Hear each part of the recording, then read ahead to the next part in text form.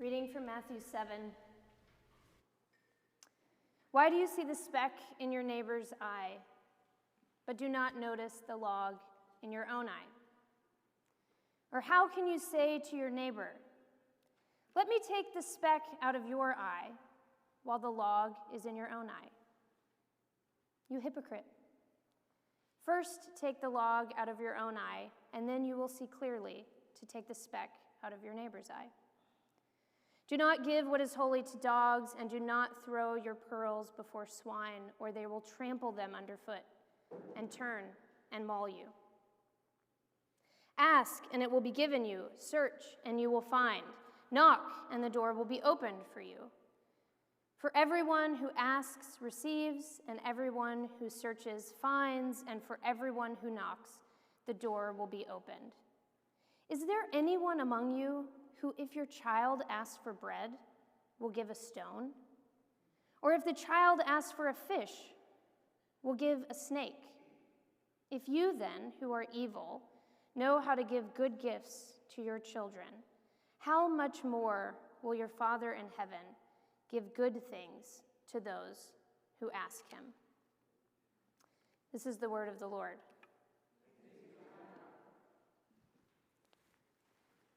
This text annoys me.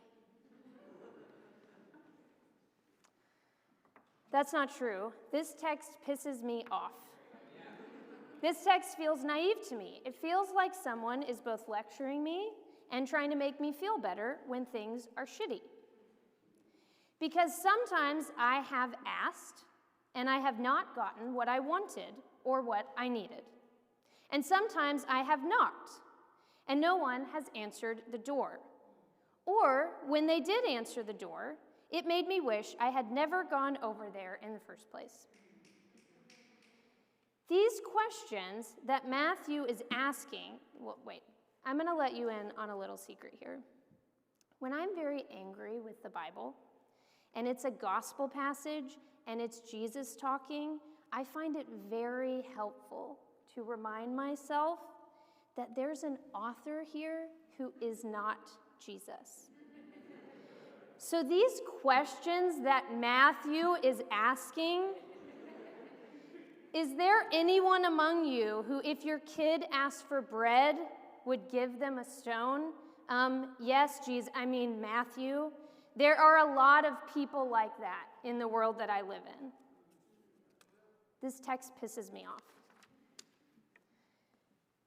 But maybe it's important for me to pay attention to my anger. Often, my therapist tells me, there is a more vulnerable emotion behind my anger.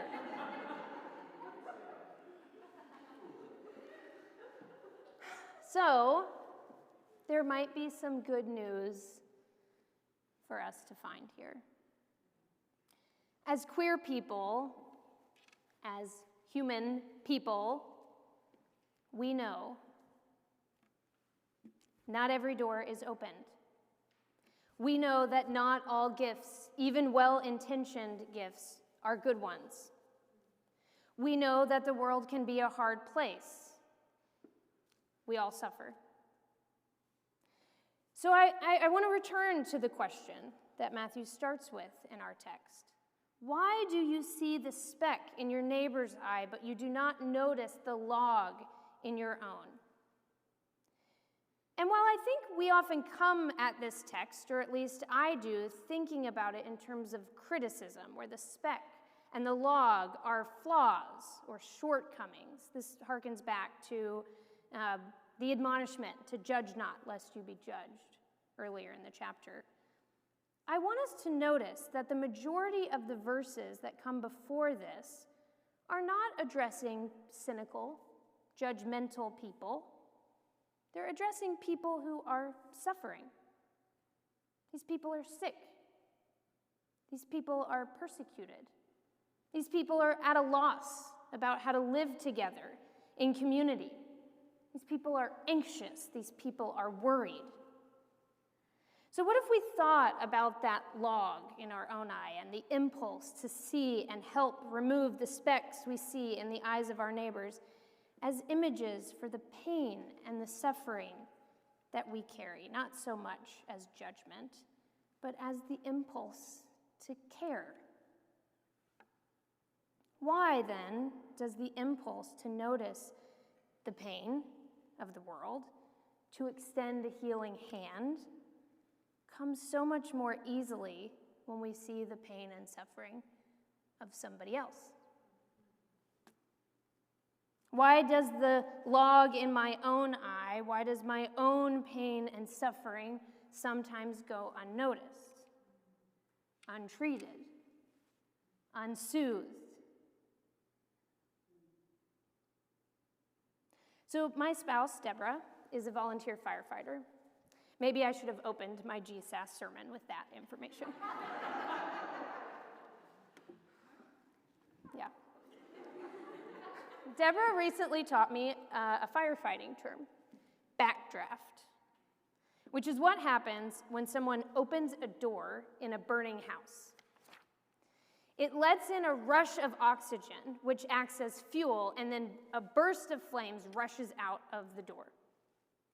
It's very dangerous for firefighters, so they learn to see the signs and then take special care of the backdraft so that they don't get caught in it. They can't just run around a burning building and swing open all the doors. It's too volatile. It's too sensitive. It would cause massive damage. I wonder if the same is true when we begin to experience a new context that allows us to begin to heal from our suffering.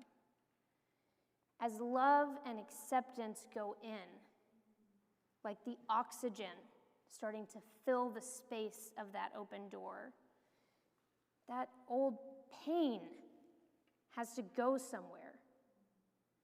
And I think maybe we turn to help with all the specks we see in our neighbor's eyes, because we want to alleviate pain and suffering around us, and we can kind of sense the makings of a backdraft in our own hearts.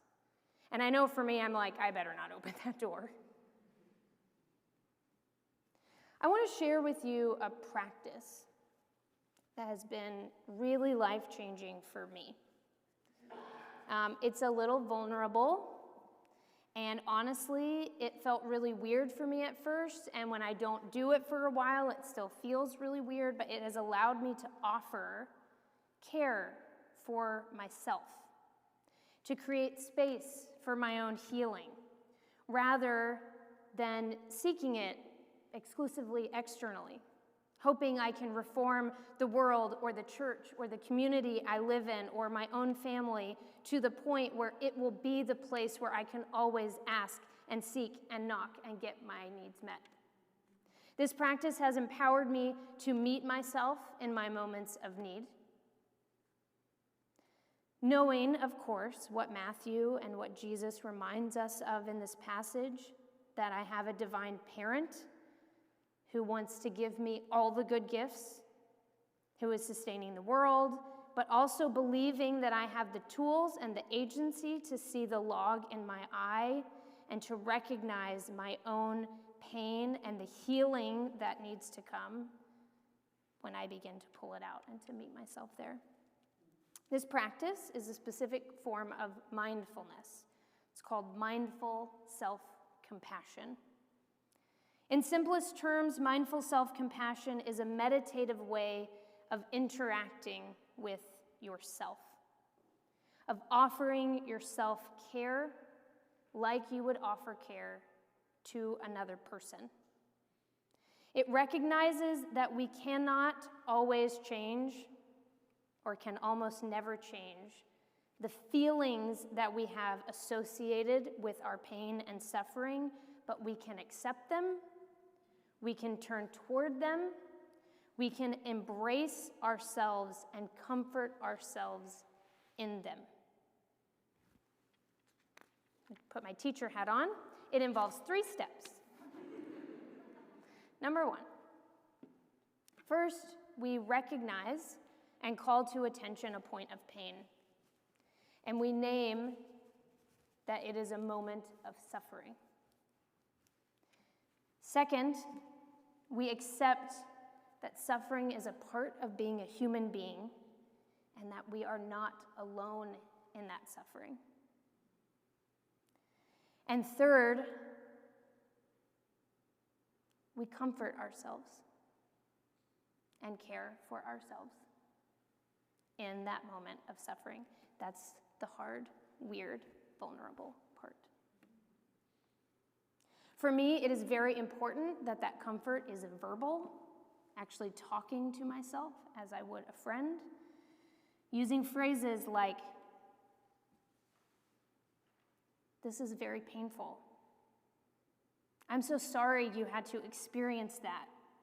Your pain makes sense to me." It's also important for me that this comfort is tactile, a soothing touch to my own hands, to my own shoulders, noticing where these sensations are manifesting in my body and responding to them.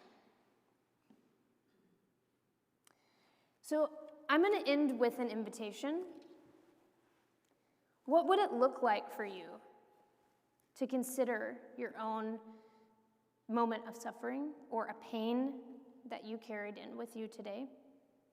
And to turn that energy that you use so well to care for others, to care for creation, to fight for justice, to turn some of that energy toward compassion for yourself in the same way you would offer it to a friend, the similar passion that you put toward your activism. It's difficult to do something like this in a group setting. We're not going to do something at length. I'm not going to have you all lay on the floor.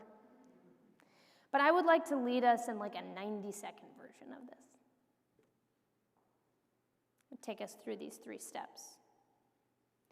I gave you crayons. I gave you paper. I'm going to help you cope with how awkward this is. I want to encourage you when you do step 1. Yeah, you can shuffle. This is fine.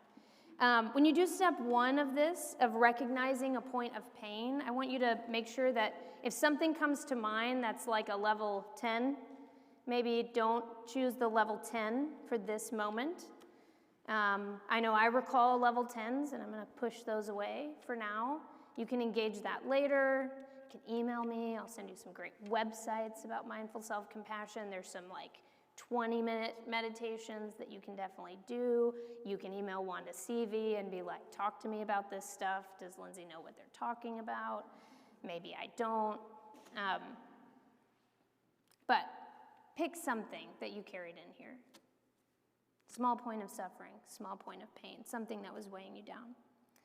If you start to feel overwhelmed, just breathe, feel your feet on the floor, feel your hands on the pew, remind yourself that you're in good company and also that this will be over in 90 seconds. You can also use the back of the bulletin to just doodle, disassociate if you need to, whatever you need to do. If you want to create some space from the people that you're sitting with right now, you can do that. I personally wouldn't want to be 1 inch from someone while I did this, even for 90 seconds, so it's really up to you. So this is the time. And then pull out that insert from your bulletin, because I know for me, if I wasn't able to verbally say some things to myself, I would want to write them. And I'm going to invite you to write some things down. So pull out the insert and a crayon or a pencil if you have it, and that is how we are going to end this meditation. So I just invite you to get ready. And I'm actually, will it mess up all the sound if I go down to the podium? No, I have an lapel. Okay.